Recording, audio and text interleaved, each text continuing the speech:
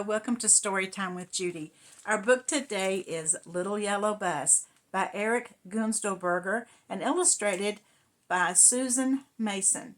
Well, Little Yellow Bus is really nervous because this is his first day of driving by himself to school and picking up children, and he's really nervous about it. He's just as nervous as a kid on their first day of school, and he really doesn't want to do it, and he starts trying to make up excuses to not do it. But Mama Bus and Daddy Bus try to tell him that everything's going to be okay. Let's find out if he does it or not, and if everything is okay or not. The little yellow bus woke up to a morning that was clear and bright. Outside the garage window, birds were singing their sunrise songs. From down the street came smells of delicious breakfast foods and sounds of children chattering in excitement. The little bus frowned. Today was the day he had been preparing for as long as he could remember, but now that it was here, all he wanted to do was close his eyes and go back to sleep. Today was the first day of school. For the first time, Yellow would pick up children and drive them to their school building all by himself. He loved children and wanted to feel excited, but he did not. Instead, his belly ached. His wheels felt out of balance, and he couldn't stop his windshield wipers from their nervous swish, swish, swishing, even though there wasn't a rain cloud in the sky. Yellow Bus called his father. "It's time for breakfast." Yellow rolled out of his parking spot and over to the gas tank, taking a small sip. "You'll need more than that to make it through the day," said his mother gently. Yellow swished his windshield wipers back and forth, back and forth. "My dear," said his mother, "what's the matter?" Yellow didn't want to tell his parents how he felt, especially after they had worked so hard to get him ready for this day. But he wondered if he could delay the day, at least for a little while.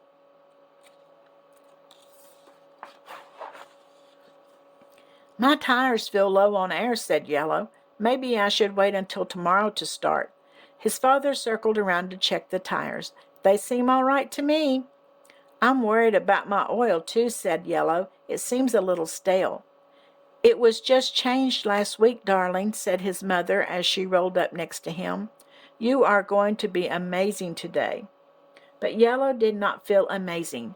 Whether or not he was ready, it sounded like today was going to be the day. He suddenly felt really scared. There were so many things that could happen while he was on the road, all alone, for the very first time. His windshield wipers swished faster and faster. Swish, swish, swish, swish. Yellow imagined stopping in front of a house. Instead of little children coming out to greet him, though, it was a herd of great big elephants. They were stampeding toward him, and what could he do? Swish, swish, swish, swish. Yellow imagined swerving down a steep road with endless curves. At the bottom of the road was school, but he couldn't figure out where to go to drop the children off. The children were going to be late, and it was all his fault. Swish, swish. He imagined the kids refusing to board him, preferring to ride another bus and leaving him all alone with no one to ride with. Swish, swish.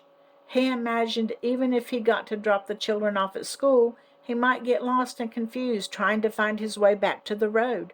What if he couldn't find his way home? Yellow had turned a pale lemon color as he kept imagining all of the awful things that could happen. Finally, he found his voice. "What if something really bad happens today?" he asked his mother and father. "Yes," said his mother, "the world can be scary sometimes, but more often it can be wonderful. Your imagination is very powerful, and I wonder, what if something really good happens today?" "You could meet a new friend," said his father. Yellow loved new friends.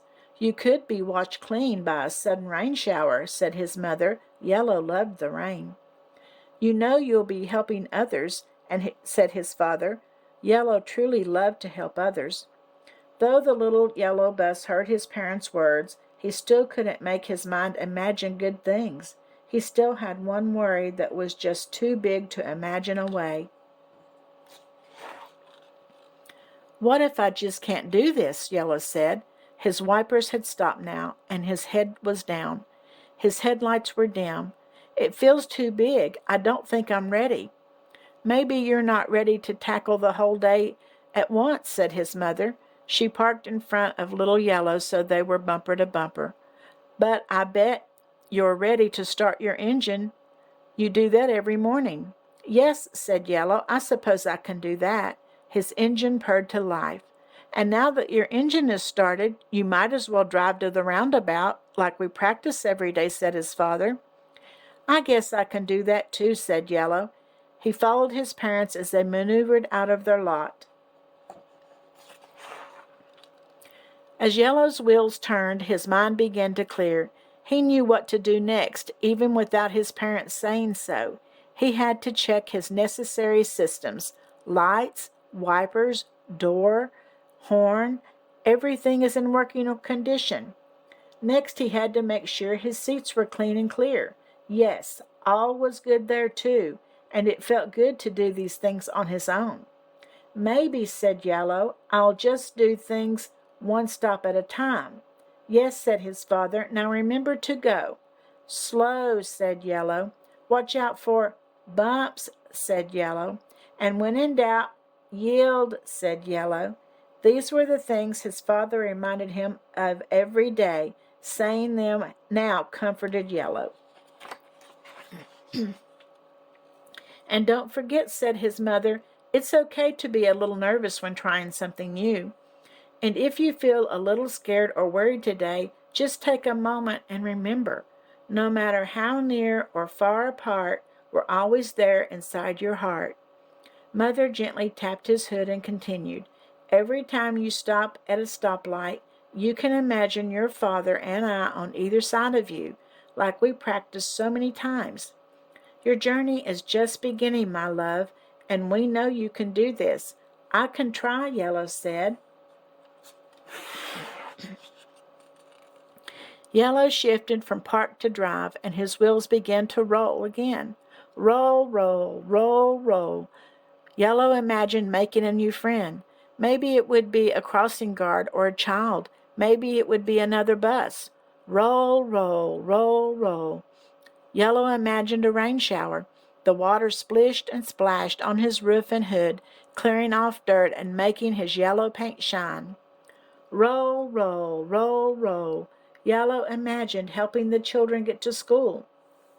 He pictured happy faces as he dropped them off for a day of learning. Yellow smiled as he imagined all of these good things, waiting just around the corner.